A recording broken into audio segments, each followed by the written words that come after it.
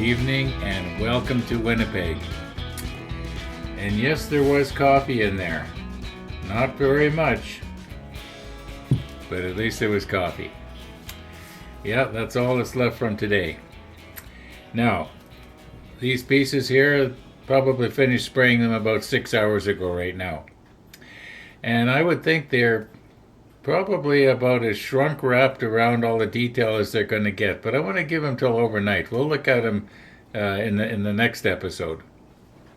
We're just going to have a little shorty here, and what I want to do is I want to see if there isn't something I can do with these ship's bells. If you remember in the last episode I was mentioning that, or I was complaining about how they fastened the sprue to the bell. I want to show you what I'm talking about. Okay, you can see a little stain right here on my green cloth. So if I can keep these close to that, I know that you're going to be able to see them, because right now I am not watching the monitor. And I guess what I'm saying is that I would have thought that Trumpeter could have possibly have found a different way to have attached the sprue, or a different place maybe, than on the bell part. Now, I would have thought that if you're using vacuum molding, you could just inject the. Now maybe they don't use vacuum molding. Maybe I just think they put the press under, or whatever you call it, under vacuum. Somebody like Nigel Frampton, he'd know. I think he's done some of that actually, or maybe I just thought he did. But you can see here that when I try to cut the sprue off of the bell part, if I get too close, I'm going to have a little divot on this part of the bell that I'm touching right now. So I think what I'm going to try to do, I don't know if I dare to do this on camera or not. I might accidentally get too close here. Where's my cutters? Now, I might be courting disaster here by trying to do this on camera. But I would like to not get close to that bell. I don't think I better do this on camera, because my plan is to try and nip these pieces off slightly away from the edge of the bell, and then file or sand down to the bell to try and keep it round. At least that's the plan, but it may not work. Okay, I think I poked enough here, right? Okay, I think I succeeded in doing what I had wanted to do. And once again, you're going to be seeing it a lot clearer than I am. But I wanted to leave a little bit of sprue on the bell to sand down to, instead of having a divot that I wouldn't be able to fill later. And I'm pretty sure that I have. I'm pretty sure that I have actually done that. Yeah, you can see there's pieces of sprue attached here, and also right here. Yeah, if I'm very careful, I should be able to keep that in round. Now, I don't know why I'm going to all this fuss over it, because the bell is going to be hanging down like this, and we're not going to see the underside of it anyway. But it would be nice if I could keep it round instead of flat-sided, if you know what I mean. In other words, like the tires on my car on a cold winter morning.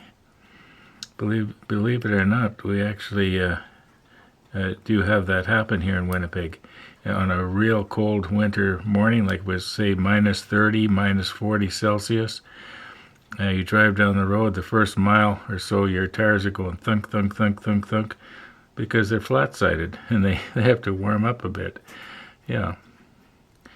If you live in Texas, you have never experienced that. Okay, I think I poked at this enough. Okay, so here's what's happened. I used one of Chris's precision files here to take the bell down, and it's not perfect, but it's about as good as I can get it. I might be able to sand it with a fine sanding stick, but I'm just afraid to muck around with it anymore.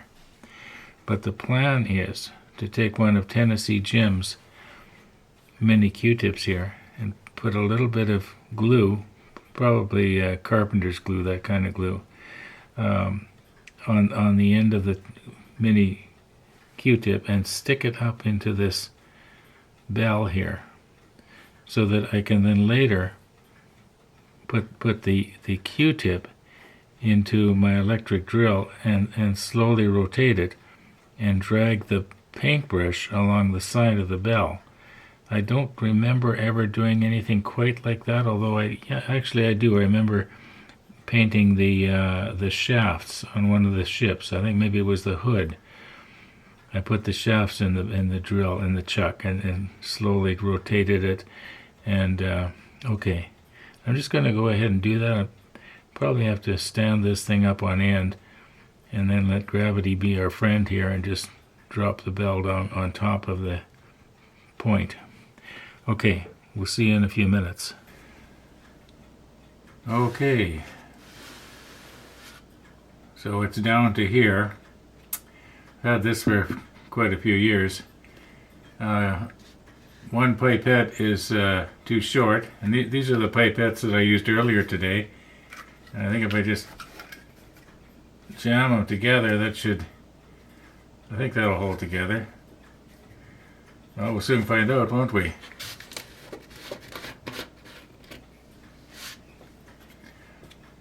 Okay, let's try not to make a mess here.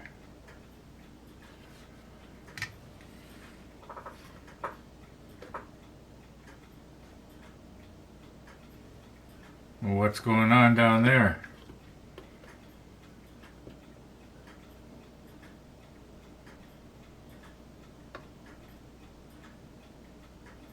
I can't use that. Okay, I'm gonna have to get some different carpenter's glue. Alright, I was hoping this would work. I guess this is history now. Okay, well, that's too bad. Push stop here.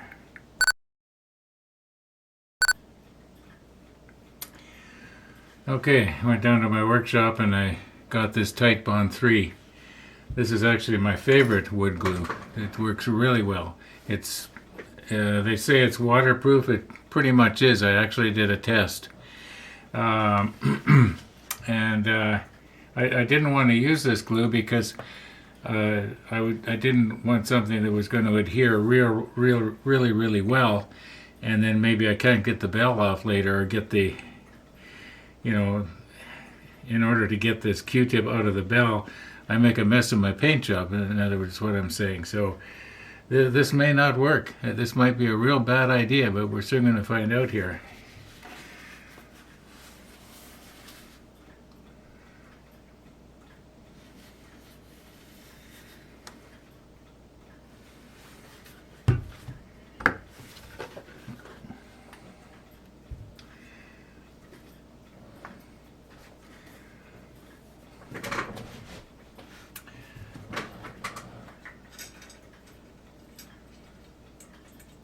Okay, Tennessee Jim, we're getting good use out of your Q-tips here.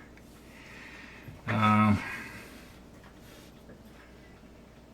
don't want very much. I just want enough that it's going to hold.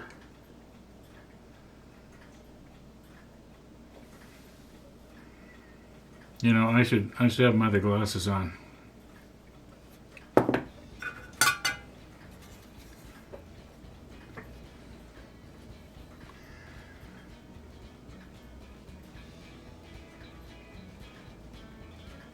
Okay, just a little bit.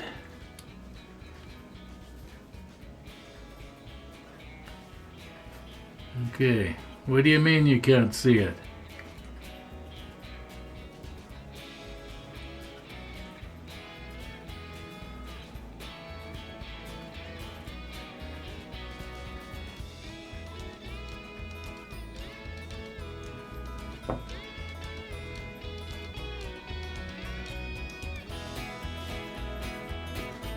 Okay. Hey, Ron, slip on your macro lens. Okay, I will.